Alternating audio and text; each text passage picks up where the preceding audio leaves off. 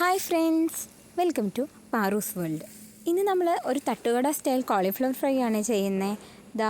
ഇതുപോലെ നല്ല ക്രിസ്പി ആയിട്ടുള്ള കോളിഫ്ലവർ ഫ്രൈ. ഇത് എങ്ങനെയാണ് നമ്മൾ തയ്യാറാക്കുന്നതെന്നൊന്ന് കണ്ടു നോക്കാം. ഇതിനാണ് നമ്മൾ ഒരു ചെറിയ കോളിഫ്ലവർ എടുത്ത് നന്നായിട്ട് കഴുകി വൃത്തിയാക്കി ഇതുപോലെ മുറിച്ചെടുത്തിട്ടുണ്ട്. ഇനി ഇത് നമ്മൾ കുറച്ച് നേരം ചൂടുവെള്ളത്തിൽ ഇട്ട് വയ്ക്കണം. അതിനു വേണ്ടി നമ്മൾ കുറച്ച് വെള്ളം ചൂട് ആക്കി വെച്ചിട്ടുണ്ട്. ഇതിലേക്ക് നമ്മൾ ഒരു 1/4 ടീസ്പൂൺ മഞ്ഞൾപ്പൊടി കൂടി ഇട്ട ശേഷം നമ്മുടെ കോളിഫ്ലവർ ഇതിൽ ഇട്ട് ഒരു 10-15 മിനിറ്റോ നേരം നമ്മൾ ഇട്ട് വയ്ക്കാം. നമ്മൾ തിളച്ച വെള്ളം ഒരിക്കലും ഇതിനു വേണ്ടി ഉപയോഗിക്കരുത്. മഞ്ഞൾപ്പൊടി ഇല്ലാതെയും നിങ്ങൾക്ക് കുറച്ച് ഉപ്പും മാത്രം ഇട്ട വെള്ളത്തിൽ കോളിഫ്ലവർ 15 മിനിറ്റ് ഇട്ട് വയ്ക്കാവുന്നതാണ്. ഇനിയാണ് നമ്മളിതിൻ്റെ മെയിൻ പാർട്ട് ചെയ്യാൻ പോകുന്നത്. അതിനായി നമ്മളൊരു പാത്രം എടുത്തിട്ടുണ്ട്. അതിലേക്ക് ഏകദേശം 2 ടേബിൾ സ്പൂൺ കാശ്മീരി മുളക് പൊടി നമ്മൾ ഇട്ട് കൊടുത്തിട്ടുണ്ട്. വേണമെങ്കിൽ നിങ്ങൾക്ക് 1 ടേബിൾ സ്പൂൺ എരിവുള്ള മുളക് പൊടിയും 1 ടേബിൾ സ്പൂൺ കാശ്മീരി മുളക് പൊടിയും ഉപയോഗിക്കാം. അതുമല്ലെങ്കിൽ നമുക്ക് റെഡ് ഫുഡ് കളർ കിട്ടും. അത് വേണമെങ്കിൽ ഒരു പിഞ്ച് ഇട്ട് കൊടുത്താലും മതി. ഇനി ഇതിലേക്ക് ആവശ്യത്തിനുള്ള ഉപ്പ് ഇട്ട് കൊടുത്തിട്ടുണ്ട്. അതുപോലെ 1 ടേബിൾ സ്പൂൺ വിനാഗിരിയും 2 ടേബിൾ സ്പൂൺ വെള്ളവും കൂടി മിക്സ് ചെയ്ത് നന്നായിട്ട് അതും കൂടി നമ്മൾ ഒഴിച്ച് കൊടുത്തിട്ടുണ്ട്. ഇനി ഇത് നമ്മൾ കൈ ഉപയോഗിച്ച് തന്നെ ഒന്ന് നന്നായിട്ട് മിക്സ് ചെയ്തെടുക്കുക. ഇനി ഇതിലേക്ക് നമ്മൾ നേരത്തെ ചൂടുവെള്ളത്തിലിട്ട് വെള്ളം വാർത്ത് കളഞ്ഞ കോളിഫ്ലവർ ഇതിലേക്ക് ഇട്ട് കൊടുക്കുക. ഇനി അടുത്തതായി നമ്മൾ ഇതിലേക്ക് ആവശ്യത്തിന് വേണ്ട കോൺഫ്ലവർ കുറച്ചായിട്ട് ചേർത്ത് കൊടുക്കുക. അത് കുറച്ച് കോൺഫ്ലവർ ചേർത്തിട്ട് ഒന്ന് നന്നായിട്ടൊന്ന് മിക്സ് ചെയ്തെടുത്തിട്ടുണ്ട്. ഇനി വീണ്ടും കുറച്ചുകൂടെ കോൺഫ്ലവർ ഇതിലേക്ക് ചേർത്ത് കൊടുക്കുന്നുണ്ട്. ഏകദേശം നമ്മൾ ഇതിലേക്ക് ഒരു 2 ടേബിൾ സ്പൂണോളം കോൺഫ്ലവർ നമ്മൾ ചേർത്ത് കൊടുത്തിട്ടുണ്ട്. ഇനി ഒന്ന് നന്നായിട്ടൊന്ന് മിക്സ് ചെയ്തെടുക്കുക. അടുത്തതായി നമ്മൾ ഇതിലേക്ക് ഒരു 1/2 ടീസ്പൂൺ ഗരം മസാല കൂടി ചേർത്ത് കൊടുക്കുന്നുണ്ട്. നിങ്ങൾക്ക് വേണമെങ്കിൽ നിങ്ങളുടെ ആവശ്യാനുസരണം ഇഞ്ചിയോ വെളുത്തുള്ളിയോ പേസ്റ്റോ ഒക്കെ ഇതിലേക്ക് ചേർത്ത് കൊടുക്കുക. നമ്മളിവിടെ ഇപ്പോൾ അതൊന്നും ചേർത്ത് കൊടുക്കുന്നില്ല.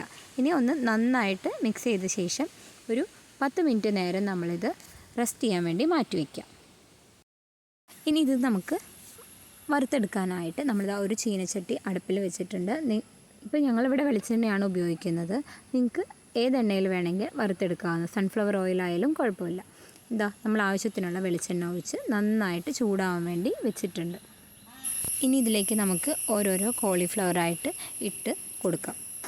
നിങ്ങൾക്ക് വേണമെങ്കിൽ ഒരു കോരി വെച്ചിട്ട് കൂടുതൽ കോളിഫ്ലവർ ഒരുമിച്ച് ഇട്ട് കൊടുക്കാവുന്നതാണ്. പക്ഷേ ഞാൻ പ്രിഫർ ചെയ്യുന്നത് ഇങ്ങനെ ഓരോന്നായിട്ട് ഇട്ട് കൊടുക്കാനാണ്. ഇല്ലെങ്കിൽ നമ്മുടെ കോളിഫ്ലവറുകൾ തമ്മിൽ ഒട്ടിപ്പിടിക്കും. ഇനി ഇങ്ങനെ ഇട്ട് കൊടുത്തതിന് ശേഷം നമ്മൾ ഏകദേശം 1 മിനിറ്റ് നേരം നന്നായിട്ട് മീഡിയം ഫ്ലെയിമിൽ വെച്ചിട്ട് ഇതിനെ നന്നായിട്ട് മൊരിയാൻ വേണ്ടി അനുവദിക്കുക.